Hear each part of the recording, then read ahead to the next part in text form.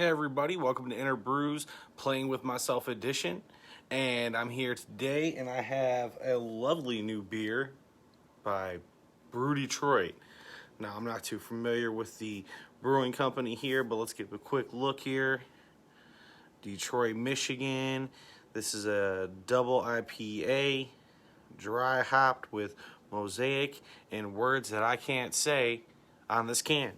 Not because like they're inappropriate or anything, it's just I'm not as intelligent to know these big ass words here. This is an Indian Pale Ale, New England style. Alright, let's give it a quick taste. Somebody said this tasted like cat piss. I'm curious to see if they're right. And also somebody said that you're supposed to put it in your mouth, whoosh it around like you do wine, and then drink it and like swallow it. But I've never done that before, so.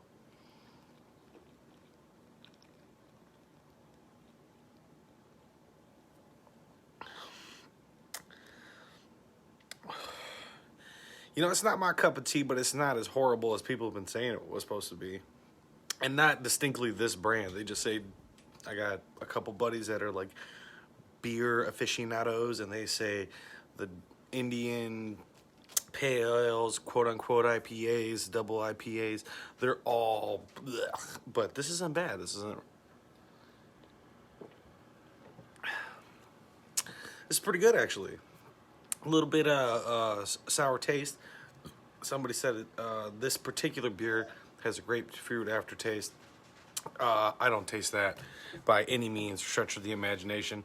Yeah, so welcome to Innerbrews, everybody. I'm BK McAllister. Last week we had fun talking about some artists that came out of Michigan, which was grand. Fun here. I got a new background, this green screen. Don't know the technology yet. Hopefully that will be popping up soon. Continuing to buy new gear for the show, but I did look up some new fun facts and interesting stuff about Michigan, stuff that I don't know, probably should know, but hey, learning. We all learning together. Let's go hit some of the Michigan bands that are continued to come out of Michigan here. Lizzo, hell yeah, 100% that bitch. She's from Detroit, man. She's oh my god, won 3 awards. Best pop solo performance for Truth Hurts, best urban contemporary album. I mean, she's a stunner. I mean, hot as fuck. Bangs out hits all the time.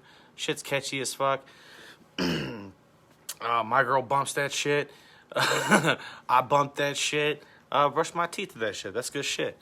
I Prevail also comes out of Southfield. They formed in 2013 as a metal band. Also was nominated for 2 Grammy Awards. I Prevail, that shit slaps. Still love I Prevail. Legendary Iggy Pop. He's from Muskegon. 1947, it looks like here. Iggy Pop, lead singer of the Stooges, and then became a solo artist. Rock and Roll Hall of Famer in 2010, released 18 solo albums and then 5 albums with the Stooges themselves. That's pretty fucking dank. What else we got here? I did not know this, but Thomas Edison was actually from fucking Port Huron. Maybe I did learn that when I was a kid and just forgot about it, but when I read about that shit, I was pretty fucking shocked. That's pretty dank. Henry Ford, of course, hand-built his first car in 1986, while Ransom E. Olds founded his first auto company in Michigan in 1987. 2 power-hitting car companies that formed out of this fucking great state of ours. Ford's first production car wasn't until 1908. It was the Model T, and it only sold for $950. Little fun fact for Ford here. Like many of us, we probably all got family members that worked for Ford or GM, and sure enough, fucking straight out of this fucking great state of ours. Here's some more fun facts. Let's hit these fun facts here. We're called the Wolverine State. Everybody knows Michigan Wolverines represent. No Wolverines out this way, though. There's no wild Wolverines. I don't know how we got the name. Maybe we shot them all and they're gone now. But yeah, fucking no Wolverines in Michigan. Sorry about that. Detroit Rock City, the great city of Detroit, gets its nickname from a Kiss song with the same nickname as the title. Detroit Rock City was based on a fatal car wreck after the Kiss band found out that this happened while this current fan was traveling to one of their shows in the Carolinas. The band got word of said fatal crash and decided to immortalize the accident in a song. Sure enough, let's see here. Michigan was the first state to abolish the death penalty for all crimes other than treason in 1946. And then, yeah, that's pretty badass. We ain't be killing people for no fucking reason, except for being a traitor. 1 mile stretch of road in Detroit was paved in 1908, making it the first concrete paved road. Represent Detroit. Oh, let's see. Michigan alone, there are 357 breweries pumping out 899,792 gallons per year. That's right, baby. We be getting fucked up over this way. That is about 3.7 gallons per adult over the age of 21 in this great state. So, represent.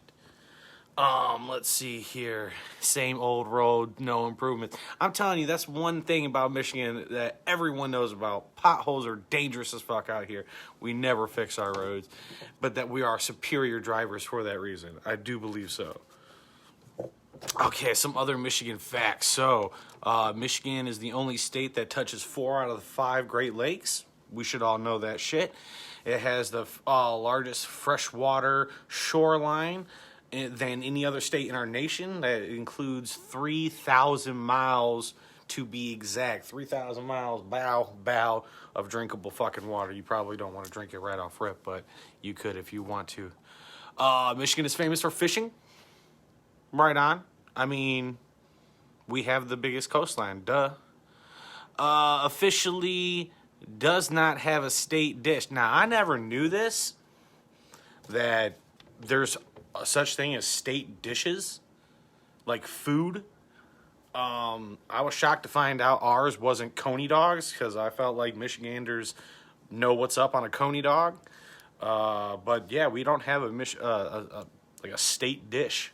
We don't have a signature. Like if Michigan went on MasterChef and they said create your signature dish, we wouldn't have shit. We just wouldn't have it. What else do we got? Michigan. Now I didn't know this either, but states have signature alcoholic beverages. And again, okay. Wonder what ours is. I thought from Tech 9 alone we would be drinking Mountain Dew and fucking vodka, because that sounds like a Michigan thing to do. But sure enough, it is actually called a Hummer. So the Hummer is a mixture of white rum, Kahlua, vanilla ice cream, and a couple of ice cubes. That is what you call a Michigan Hummer. Sounds dirty, doesn't it? Sounds dirty to me. Never had one. I don't know if I would drink one. I'm not really too cool into like the milky alcohols. There's never been like a milkiest you can get out of me is like an Irish car bomb on St. Patty's Day, because you got to drink it so fast it might curdle. Like I've downed those, but that's just, that's the only one I can think of. So Michigan, the actual name refers to an old Chippewa word, which is pretty much the same pronunciation, but it means clearing. So just like open-ass field, I guess. Fun fact for your ass.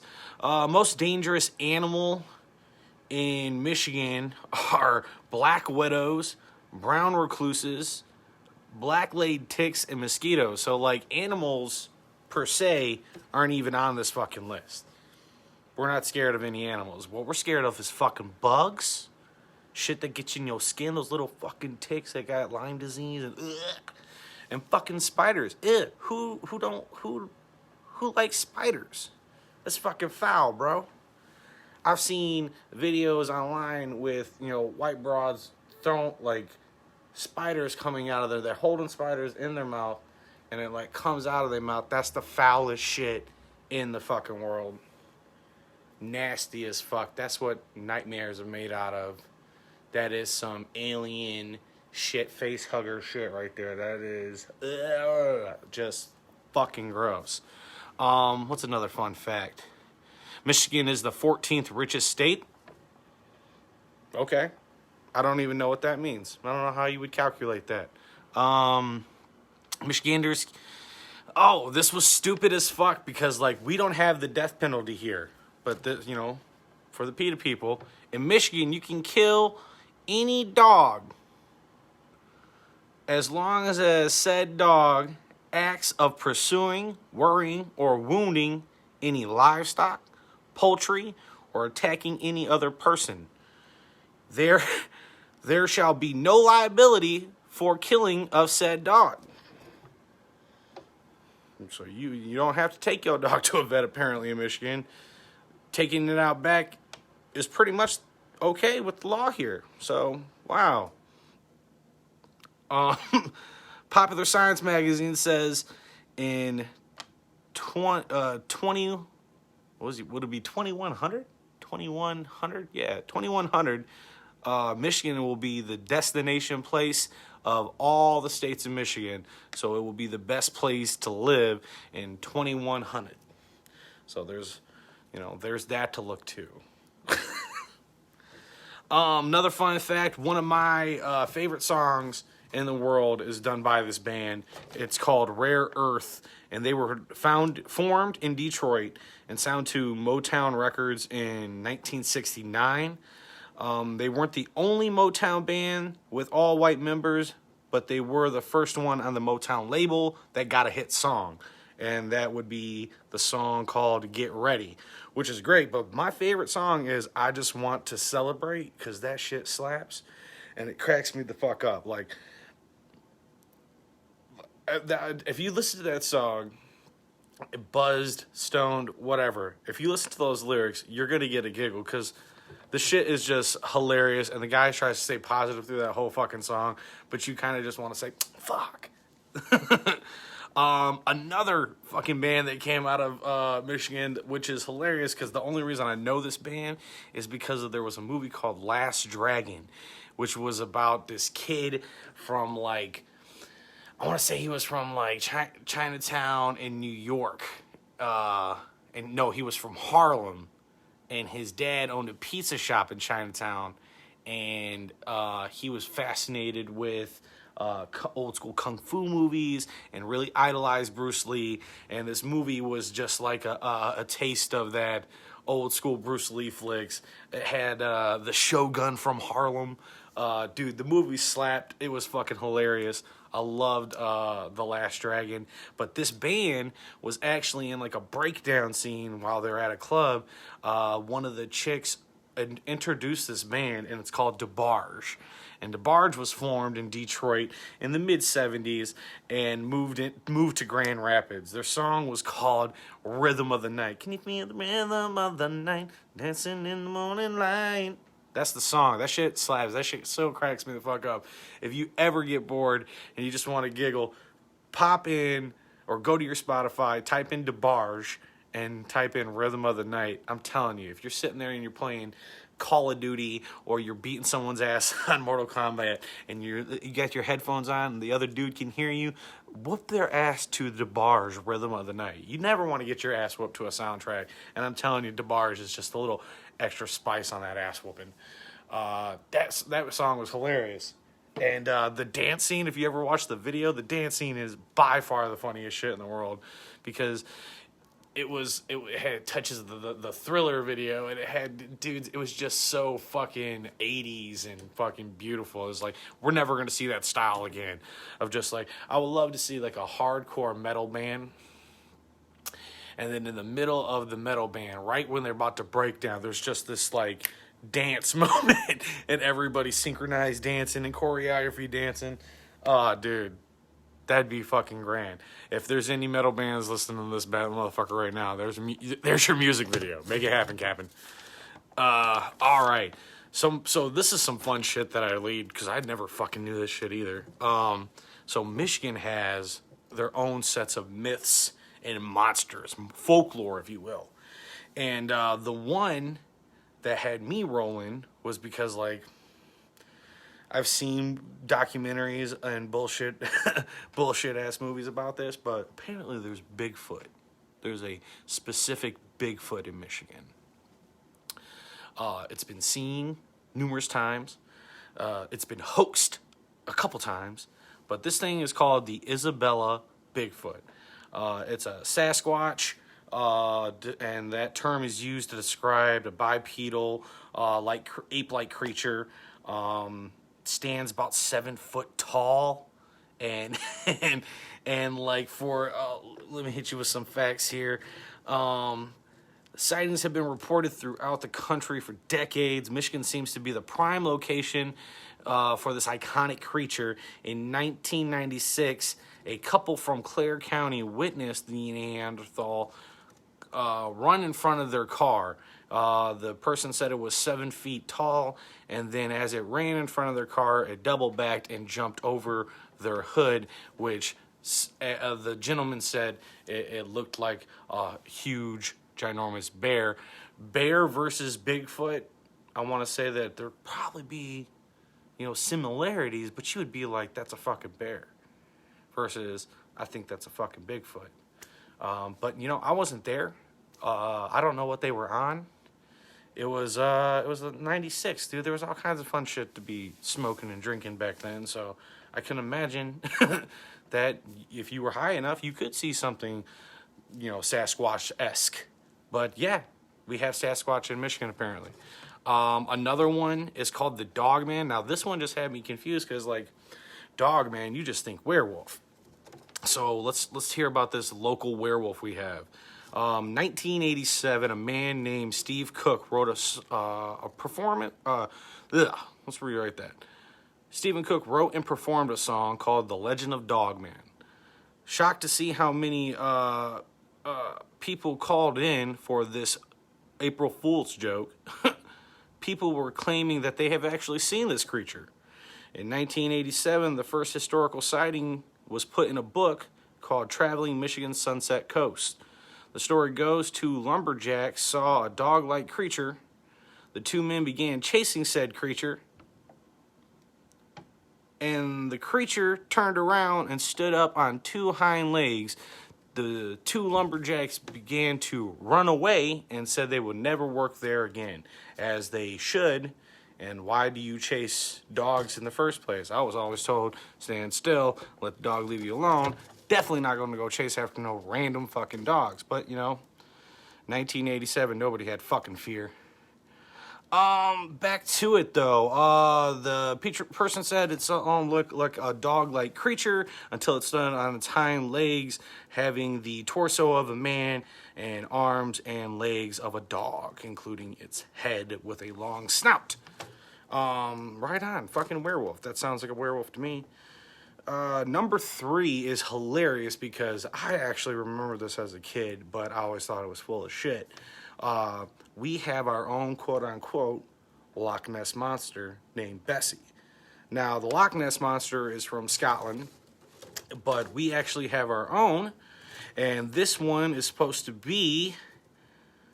Let's see, the first sighting was in 1793. The captain of the sloop Felicity stated that a large creature, more than a rod length, which is about 16.5 feet, bumped up against the boat. He said it saw its head and tail getting the size of that creature. Again, in July 1817, the schooner spotted a 30 to 40 foot long serpent. Later that year, another boat sighted the same creature. This time they said it was going to be 60 feet long. Years and years would pass, and finally enough sightings would go about. A local mariner named Thomas Slowberg offered a reward of $5,000 for anyone to capture the beast alive. Now, you're a fucking moron if you think you're going to get this thing alive. That's like the mayor from Jaws not fucking closing down the beaches when he knows that there's a fucking shark out there. Why are you trying to ask above and beyond questions? Just shoot that fucking snake. Dude, if we saw a fucking serpent that was 60 feet long, that's still impressive. It doesn't have to be dead. I mean, it doesn't have to be alive. It better be fucking dead. Makes no fucking sense. People just ask too much of people. I looked all over for like pictures and shit and articles about this thing. The one video I saw was a video that was, quote, it says Bessie South Pier in South Haven. Now, South Haven is where I go camping every year, and to think that this fucking giant sea creature is out there kind of got me shook. But once I looked at it, it looked like it was just a big snake. Like, I saw the movie Anaconda. It was fucked up. It got Ice Cube a couple times. Almost killed Jennifer Lopez as well. But, it was a snake. It wasn't no fucking prehistoric monster. It wasn't no sea creature. Feel me? Like, yeah, dude, Anaconda was the shit. But I'm not scared of, my happy ass don't go that far into the fucking ocean, bruh. Or even lakes. Anything deeper than my ass, I ain't going that far deep in. I wanted to talk about a couple things about the state. I looked up 13 reasons to move to Ypsilanti. Now, this shit had me giggling because who writes these articles? It blows my mind that somebody actually took the time to write, these are the reasons why you need to move to Ypsi. I love this city, by far, but I didn't think you would have to write a blog about why you need to move here. It's not, doesn't really, we don't got beaches and shit like that. You got to be like really hometowny to be like, oh, let's move here. But let's find out these reasons why to move to Ypsilanti, my hometown. Feels like a small town, even though it has 74,000 in population. Damn. Damn. That's a lot of motherfuckers. The food scene is next level. That's by far for sure. Like, we have everything you can fucking think of. Big multi-pot of food, and it's delicious all around. It's home to some of the most fantastic craft beers. Well, that's a fact. There's a reason why I picked Michigan beers to drink on camera, because there's so many of them. They're all delicious. We'll talk about one of the oldest brewing companies that came out of Michigan, Bell's Brewery. We'll dive into that a little bit here in a minute. But yeah, some of the best craft beers coming out of this great state of ours. They say here in Ypsilanti, we got some of the best craft beers that we just be pumping out. So that's what's up. That's what's up. I can appreciate that. But just like our craft beers, we also have freshly brewed coffee, and some of our coffee is some of the greatest that's saying here, which, whatever. I'm not going to disagree with that. No shortage of green spaces, for sure. We're not rural or a farming town by any stretch of the imagination, but we do have some land there, and it's always good to see trees and just not buildings fucking everywhere. I like to be able to breathe every once in a while, too. Let's see here. Plenty of great educational opportunities. There's... How many fucking high schools are in this fucking...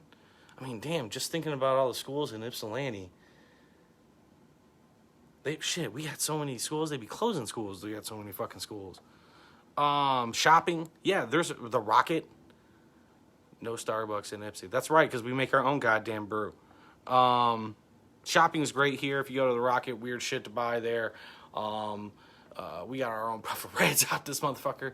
There'll be plenty of shopping places. I can agree with that as well. Great place for families. Right on. My family's from here. And then it says or not, because it's also a great place to be single. I don't think this motherfucker knew what they were talking about. Seems like they go a little bit back and forth here. Like, what the fuck are we talking about? Yeah, our community events are unbeatable. I agree with that wholeheartedly. We are a performing city. The best thing we can do is tap shoes and have a brew and just talk some shit. All my friends are performers, And the one thing that we love doing is getting on stage and showing our art. And by far, that's a good reason to move to the city. What's another reason to move to Ypsilanti? Rich history. Bet. I mean, I got local history, my dude. Local history. I got stories for days. Write 6-7 books about all the stuff that me and my mates got into. Young, new, old, whatever you think of. Culture activities, Unbound. Bet. That's great. I want to know who wrote this. It didn't say. It just gave me the site's name. And I won't repeat the site because I don't know if I like this article. The people. The people are by far second to none. I love talking to strangers.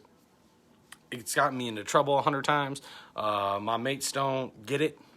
I'm the one who gets in the Uber and sits up front to talk to the driver. Like, that's who I am. I want to know what your story is. I want to know your background. I've had great conversations with Uber drivers. One said Uber driver, his name was Muhammad AF on the Uber app.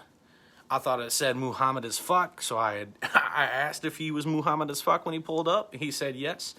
And dude, the guy's story was fucking amazing. He was a driver in Palestine for like celebrities and politicians, and the guy was fucking hilarious. He referred to himself as the most handsome guy in the world.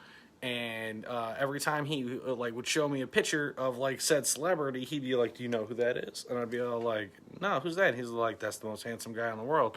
And it would take me a minute to be like, "Oh, you're talking about yourself, bro." And then finally, like on the third picture he showed me, he was all like, "Do you know who this is?" And I was like, "That's the most handsome guy in the world." And he was like, "Yes, you're getting it, my friend." And then he'd pull out his, he had a second wallet, and this one was fat, but it was fat full of pictures of his family. And he would just point at these kids and just be like, do you know whose daughter that is? Do you know whose son that is? And I was like, that got to be the son of the most handsome dude in the world right there. And dude was hilarious. Loved that guy. Had a great conversation with him. Had a grand time. But that's the kind of person I am. I like talking to strangers.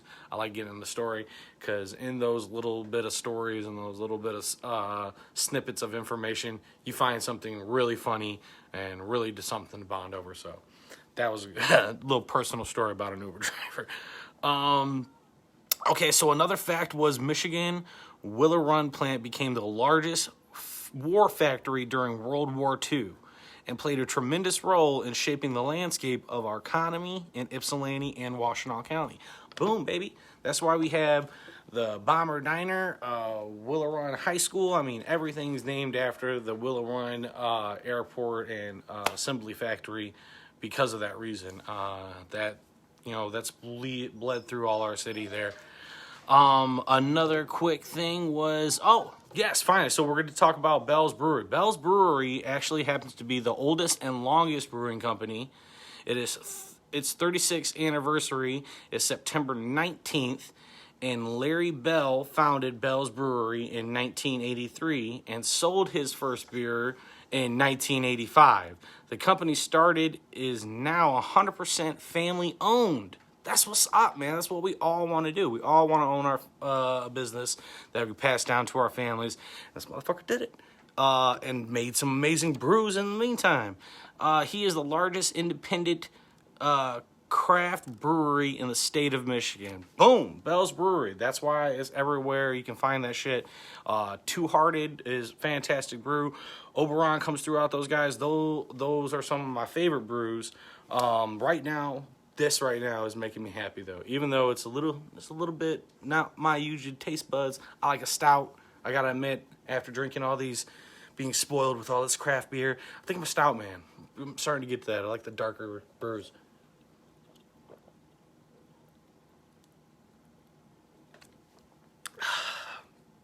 And what a beautiful can, right? Simple, catchy. This logo is beautiful. You can't beat that shit, man. I like a good can and with a good logo. It looks like they fucking right on there, man. It's like a fucking sticker. It's delicious. I'll be drinking this all fucking night. I'm gonna knock out 2 of these, hopefully. So yeah, man, be chilling, and I've been looking for more excellent beers to be drinking. My whole fridge has been stocked full. Been collecting for like the past 2 weeks. I've been missing to get into the studio. I've been watching Grove Studio post stuff in there, and hopefully it looks like February 1st, things are going to be opened up a little bit more, which hopefully that gives us the confidence to get back in the studio and start dishing out these interviews.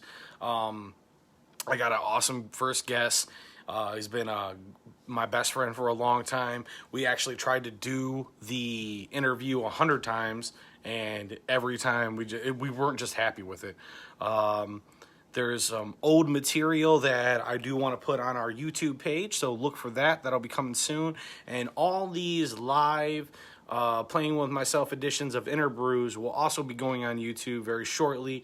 We are trying to get a little bit more official in our presentation. I'm trying to get our podcast on Spotify and Apple, so we can get it more accessible for you guys, so you guys don't always have to work on getting to YouTube. I have 2 projects that are be coming out. Hopefully that'll be on the Ipsy Metal page soon. Website's still in works. Everything costs money. And since everything is at a stand and hold with the pandemic still, we're biding our time. Hopefully by the end of February, we are up and running at full force. So I really appreciate you guys watching these little videos I like to do here. Feel free to go on Instagram and check us out. My name is BK McAllister. You can find me anywhere just by typing in BK McAllister. You should be able to find me. It's YM Presents Innerbrews on YouTube. Catch up on old episodes, or you could email us if you want. We're at ipsymetalproductions@gmail. Feel free to, if you got any notes you guys want to send us, fan art. People have been sending me ideas of guests to have on the show. You can DM me on Facebook as you've been doing. That's fine. Or you can send me an email with their information. That's completely fine too. We're very open to talking to anybody. We have no, we use that artist term very loosely, because if you're a coach for a sports team, I feel like if you want to get on the podcast and talk about the art of being a coach, get up there and do it. If you're a teacher, want to talk about being the art of being a teacher, I want to hear it too, man. I am not limiting myself in any shape or form. I would love to talk to you guys. Thanks for watching. Love you all. Be nice to one another. Peace.